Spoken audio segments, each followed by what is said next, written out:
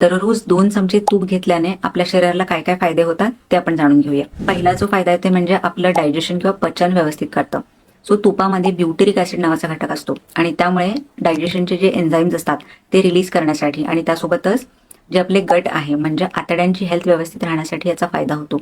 म्हणूनच जर तुम्हाला कॉन्स्टिपेशन, ब्लोटिंग, गॅसेस असे त्रास असतील तर तुम्ही तूप रेग्युलरली खायला पाहिजे. त्यानंतर तुपामध्ये फॅट सॉल्युबल विटामिन्सही असतात, जसे की विटामिन ए, डी, ई आणि के, जे आपल्या इम्युनिटीसाठी, आपल्या स्किनच्या हेल्थसाठी, आपल्या जॉईंट्सच्या हेल्थसाठी, त्यानंतर आपले सेल्स व्यवस्थित राहण्यासाठी, आपलं मेटाबॉलिझम व्यवस्थित राहण्यासाठी खूप फायदेदायक असतात. नंतर तिसरं आहे तुपामध्ये हेल्दी फॅट्स म्हणजे ओमेगा 3 फॅट्स असतात आणि हे ओमेगा 3 फॅट्स आपल्या शरीराच्या बऱ्याच फंक्शनसाठी आपल्याला मदत करतात. जसं की पहिलं आहे चांगलं कोलेस्ट्रॉल वाढवण्यासाठी याची मदत होते. त्यानंतर आपल्या स्किनसाठी ओमेगा 3 फॅट्स हे खूपच महत्त्वाचे आहेत. स्किनला ग्लो देण्यासाठी किंवा स्किनला हायड्रेटेड ठेवण्यासाठी ओमेगा 3 फॅट्सची गरज असते. त्यानंतर हॉर्मोन्स बनवण्यासाठी ओमेगा 3 फॅट्सची गरज असते.